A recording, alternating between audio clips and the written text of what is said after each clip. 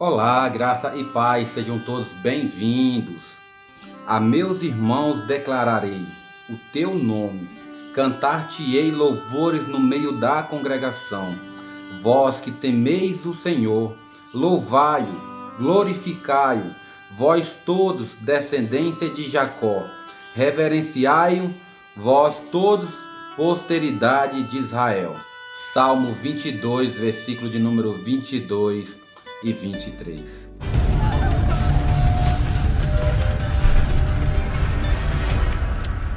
Você está no canal Irmão Helder FP, somente a verdade. Somente a verdade. No estudo passado nós estudamos sobre a introdução ao livro de Levítico e algumas coisas ali no qual a Bíblia de Genebra nos ensina acerca de todo o livro. E ficou para hoje nós estudarmos acerca de como encontrar Cristo em Levítico, ou seja, Cristo em Levítico, como podemos achar em Levítico Cristo, algo simbolizando a Cristo, nós vamos ver no estudo de hoje. E aqui nos diz o seguinte: por meio de seus símbolos e ritos, Levítico apresenta uma descrição do caráter de Deus que é pressuposta e aprofundada na mensagem do Novo Testamento sobre Cristo. Esse livro ensina que Deus é a fonte da vida perfeita, que Ele ama o seu povo e quer habitar no meio dele. Vemos nisso uma prefiguração da encarnação, na qual o Verbo se fez carne e habitou entre nós. João capítulo 1, versículo de número 14. Levítico também mostra claramente a pecaminosidade humana. Tão logo os filhos de Arão haviam sido ordenados, eles profanaram o seu ofício sacerdotal e morreram numa demonstração terrível de julgamento divino. Capítulo de número 10, versículo de número 1 diz assim: Nadab e Abiú, esses são os filhos de Arão, tomaram cada um seu incensário e puseram neles fogo, e sobre este incenso, e trouxeram fogo estranho perante a face do Senhor, o que não lhe ordenara. O que significa aqui agora? Aqui está mostrando algo acerca de Cristo. O livro está se revelando como algo que prefigura Cristo lá na frente. Ou seja, nós estudamos no estudo passado que Deus é santo e Ele quer que o povo se santifique. Por isso surgiu as leis. Para que servem as leis? Para que o povo ande de acordo com a vontade de Deus, para que o povo seja santo e ande em santidade para com Ele, obedecendo às leis. E aqui nós vemos que Cristo, Ele era só o verbo, Ele só era algo, palavras na boca dos profetas, nos livros dos Salmos e tantas outras coisas que nós vemos aqui na palavra.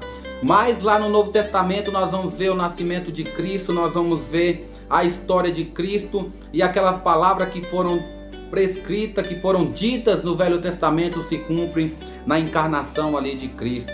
Mas vemos que Deus é um Deus santo e Deus ordenara a Arão, a Moisés, como deveriam ser todo o procedimento no templo, ou seja, na tenda da congregação que Moisés ali fizeram, juntamente ali com os filhos de Israel.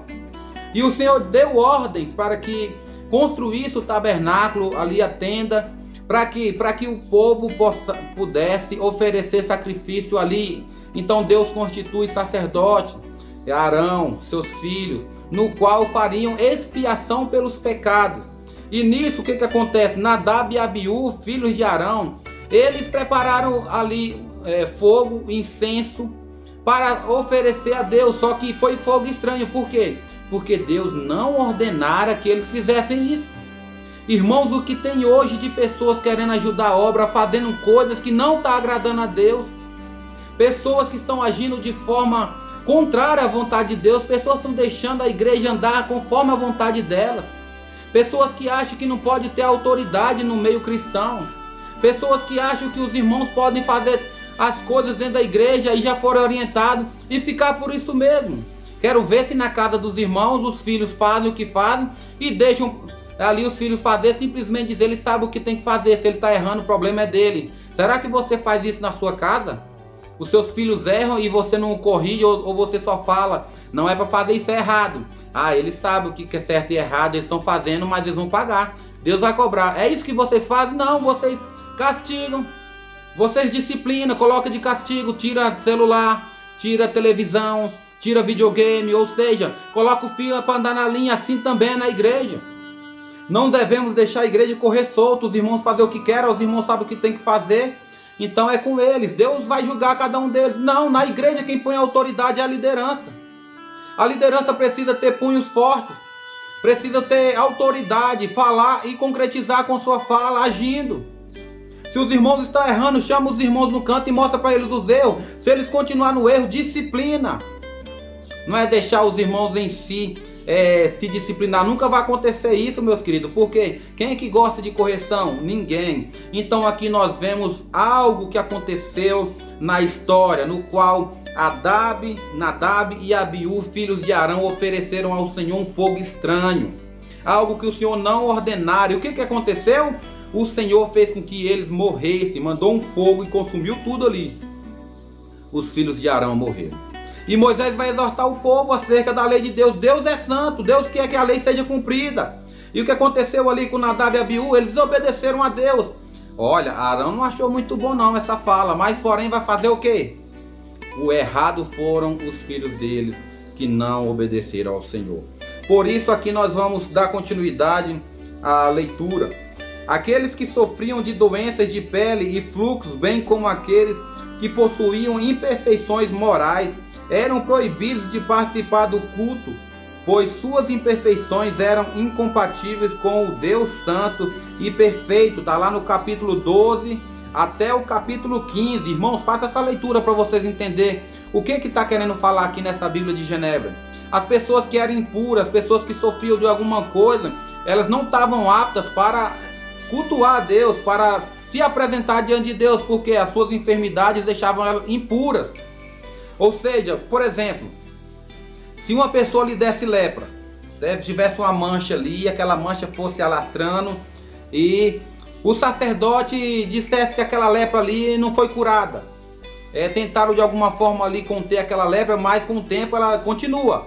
O que eles faziam antigamente? Eles separavam aquelas pessoas e deixavam elas fora do arraial, até ela se purificar. Se ela não purificasse, elas não voltavam para ter comunhão ali com o povo de Deus, ou para estar junto com sua família. Então era triste naquela época. Se uma pessoa sofresse de alguma deformidade, aquela pessoa, ela não poderia ali cultuar a Deus. Com doenças, fluxo de sangue, nós vimos na palavra lá quando Jesus ele está andando, aquela mulher do fluxo de sangue toca nele, ela é curada. Mas antes dela tocar nele, ela passou por esse processo, ela teve que se afastar e ir por um lugar onde era reservado para que ela pudesse ser purificada. E só depois da purificação é que as pessoas podiam voltar às suas vidas ao normal. Enquanto isso não acontecesse, Deus estabeleceu ordens, leis e juízos para que o povo andasse nele. Está prefigurando a Cristo, por quê? Porque uma pessoa doente, uma pessoa leprosa não podia estar no meio. Cristo carregou naquela cruz as nossas enfermidades. Cristo ele foi o sacerdote naquele dia na cruz. Cristo é a purificação que nós precisamos para nos achegar a Deus. Hoje não precisamos mais disso. Essa lei foi abolida em Cristo Jesus, porque Cristo nos sarou por meio da sua vida. Hoje nós não precisamos sair fora do arraial, ter um lugar aqui reservado para que nós pudéssemos nos purificar. Somos purificados pelo sangue do Cordeiro. O próprio Jesus naquela cruz, ele fez isso por nós. Então naquela época era dessa forma. Cristo não tinha vindo ainda, então as pessoas que sofriam com alguma doença, ela tinha que ser separada e assim deixada em alguns lugares. Por meio desse simbolismo, Levítico ensina a universalidade do pecado humano, a uma doutrina afirmada também por Jesus em Marcos 7, versículo 21 a 23, e Paulo em Romanos 3, 23. Leiam aí. Preso entre a santidade divina e a pecaminosidade humana, a maior necessidade do ser humano é receber expiação. É nesse ponto que o livro se mostra mais instrutivo para o cristão, pois seus conceitos se cumprem na obra expiatória de Cristo. Ele é o Cordeiro sacrificial perfeito que tira o pecado do mundo. Capítulo de número 1 de Levítico, versículo 10, fala que tem que ser perfeito ali o animal para que Deus possa aceitá-lo. No capítulo 4, versículo 32. E em João, capítulo 1, versículo 29. Pausa o vídeo aí e faça essa leitura na sua casa, meu querido. Sua morte é o resgate por muitos. Marcos, capítulo 10, versículo 45. E o seu sangue purifica de todo o pecado, como eu tinha falado. O versículo de número 4 do capítulo 1 aqui do livro de Levítico. Hebreus capítulo 9, versículo 13 e 14. E 1 João capítulo 1, versículo 7. Acima de tudo, Jesus é o sumo sacerdote perfeito, que entra não no tabernáculo terreno uma vez por ano, no dia da expiação. Levítico 16 fala sobre isso. Mas no templo celestial para sempre. Cristo não ofereceu um mero bode ou um cordeiro, algo assim, pelos pecados do seu povo, mas sim a sua própria vida. Hebreus capítulo de número 9 e capítulo 10. Quando o véu do templo se rasgou na crucificação de Jesus Cristo, claro que a sua morte abriu o caminho para Deus, de modo que todos que crescem tivessem um acesso mais pleno. Mateus 27, versículo 51 e Hebreus capítulo 10, versículo 20. Além do mais, enquanto o Levítico se concentra na importância de manter Israel separado dos povos vizinhos, o Novo Testamento abre o reino para todas as nações. Desse modo, revoga a observância das leis alimentares, Marcos 7 e Atos 10, sem, no entanto, abrir mão dos princípios morais simbolizados nas mesmas, João 17, versículo 16, 2 Coríntios capítulo 6, versículo 14, 2 Coríntios capítulo 7, versículo 1. O Deus Santo de Levítico é mostrado nos evangelhos como sendo Cristo, que oferece vida, saúde e santidade a todos os que estão dispostos a segui-lo. Então, meus queridos, nós temos aqui um estudo acerca de Cristo revelado em Levítico, porque lá em Levítico tem as leis, como deve ser o procedimento ali do sacerdote em oferecer sacrifícios a Deus. Uma vez por ano eles ofereciam sacrifício. Os animais precisariam ser sem defeitos, ou seja, animais perfeitos, sem uma perna quebrada, sem um defeito aqui ou ali, ou se ser cego, magro, ou seja, o animal precisaria ser perfeito.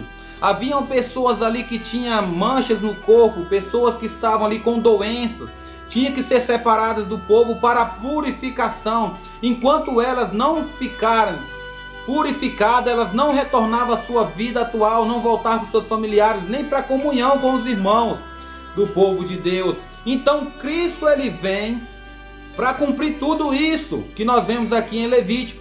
Levítico vai falar sobre a instrução para os leigos, holocaustos, oferta de manjares, sacrifício pacífico, a oferta pelos pecados, a oferta pela culpa. Tem a ordenação do sacerdócio araônico, ou seja, Arão e seus filhos. Tem também a impureza e o seu tratamento, a prática da santidade, ou seja, todo o livro de Levítico vai trabalhar em cima de tudo isso aí. E nós vemos que Cristo, ele é prefigurado em cada uma dessas ações lá na frente, quando na cruz ele é encravado ali e morto. Cristo, ele nos purificou. Ele é o Cordeiro perfeito, sem defeito, que uma vez só, uma vez por todas, fez esse sacrifício, e não precisamos mais desse ritual de uma vez por ano levar ali ao sacerdote para ele oferecer sacrifício ao Senhor. Entendemos agora, meus queridos, que toda a palavra é inspirada por Deus. Toda a Escritura vai revelar Cristo. Nós temos que encontrar Cristo em cada colocação da Bíblia Sagrada. Precisamos levar sempre a Bíblia Sagrada a Cristo, porque Ele é o princípio de todas as coisas, porque Ele é a verdade, porque Ele é a vida, e fora dele não há salvação e não há justiça. Cristo é tudo em todos. Por isso, em Levítico nós vamos aprender acerca de como as pessoas ali faziam para ser perdoado os seus pecados, para se manter santo diante do Senhor, como agia o sacerdote, como eram os holocaustos. Faça uma leitura na sua casa acerca deste livro de Levítico e você vai aprender muito acerca dele. E qualquer coisa que você lê em Levítico, tiver alguma dúvida, alguma colocação, escreva para nós, manda uma mensagem, que nós vamos tirar as dúvidas, nós vamos colocar diante dos irmãos algumas colocações acerca do assunto em que você encontrar em Levítico. Nós não vamos fazer como nós temos ali em Gênesis, em Êxodos, né, capítulo, muitas vezes por capítulo. Nós vamos dar agora as introduções a alguns livros, e aquele livro que nós acharmos melhor para dar uma ênfase em algum assunto, a gente para naquele assunto ali e traz aos irmãos ali um estudo sobre ele. Por enquanto nós vamos ficar dessa forma. Próximo estudo, nós vamos falar sobre números, o que o livro quer revelar, o livro de números. Nós estudamos o livro de Levítico. Próximo estudo, o livro de Números. Que Deus abençoe sua vida, os seus estudos, que você faça um ótimo discipulado, que você aprenda sobre a palavra de Deus, o que ela quer dizer, o significado, o porquê disso, o porquê daquilo no Velho Testamento, porque no Novo foi mudado, e assim você venha aprender verdadeiramente o que Deus quer passar para a sua vida. Até o próximo estudo, se Deus permitir, graça e paz.